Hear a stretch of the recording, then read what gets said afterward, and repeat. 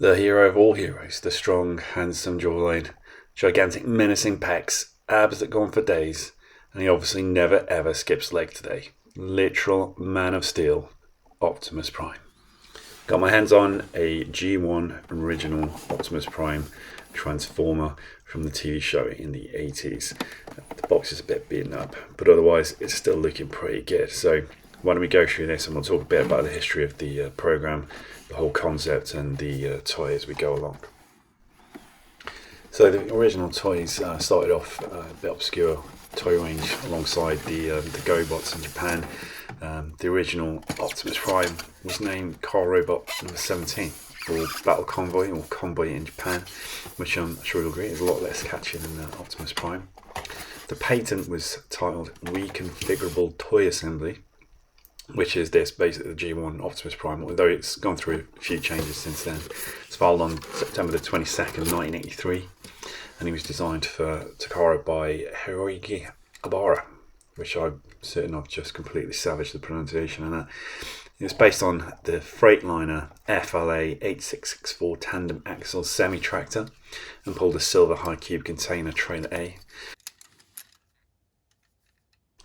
This model's from around 84, 85 because this is the T4 version, and back then they got to the point where they changed some from the original. They put a sticker on to cover the actual screw hole to keep his head in, but they sold it as if you rub this sticker you know you've got a real Optimus Prime or Transformer, because the sticker shows the hologram when it's heated up, just like so.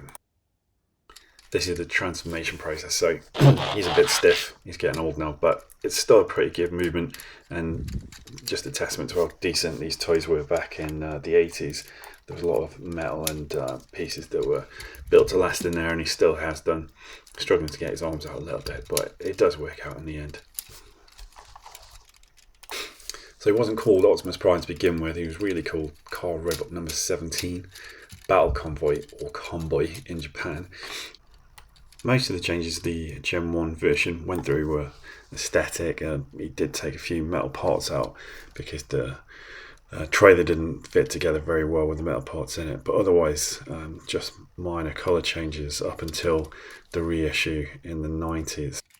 His hands are detachable, so you get them out and you stick them onto the end of his wrist there, and that was the part that always got lost, and it's very rare to find a full Optimus Prime with the hands still attached. So you did have some space for these plastic drivers from the Diaclone days, so that's why you've got this cab at the front with nobody to put in there, because they never produced it in the Transformers form. He did come with the trailer obviously and this roller character. Roller was like a semi-autonomous character to roll off and find stuff like reconnaissance type stuff for Optimus Prime. But in part of the story is that Optimus, the roller, and the trailer is basically one person. I put him next to the Lego version, which I think is really an episode itself. Show you the scale. I actually remembered Optimus being much bigger when I was a kid, but he actually is a lot smaller, I remember. But this is the trailer. Still looks good.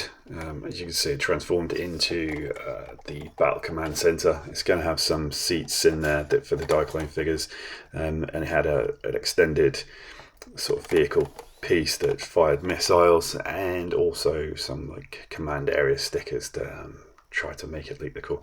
You can see the marking says T4, Takara and Tomy.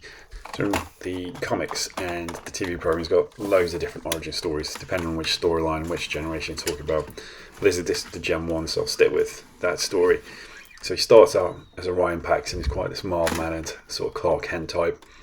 He's friendly with Megatron, who's the arch enemy, and then the very last cool guys have a living gun.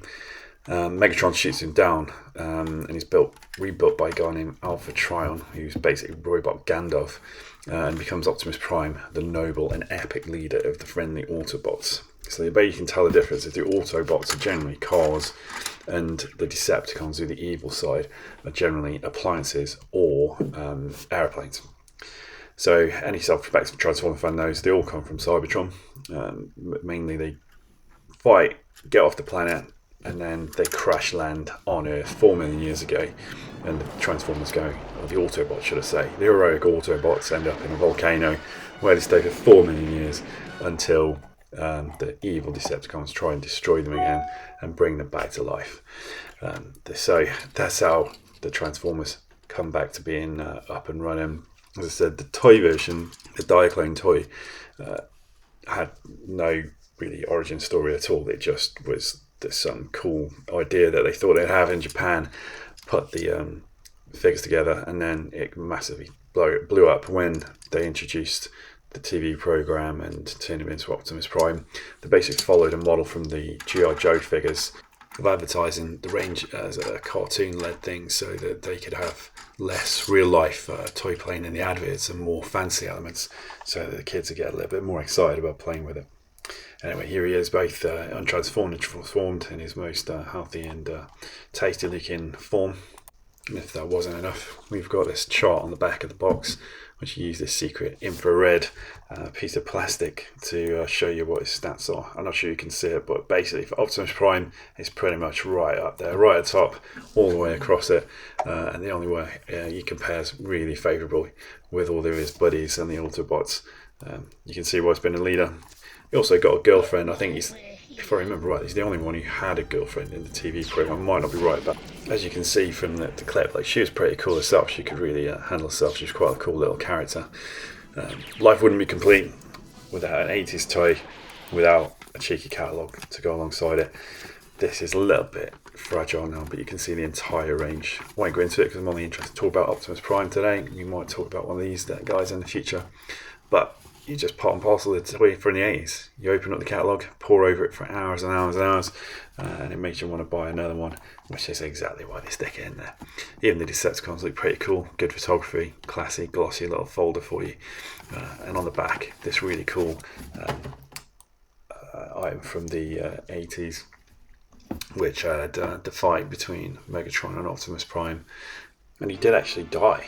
They killed the character off, totally intending to get rid of him because they thought they sold the last Optimus Prime toy in Japan. So they had this scene in the movie where he's shot down by Megatron again, sacrifices himself, which is a bit of a character arc for him. He sacrificed himself quite a few times throughout the franchise.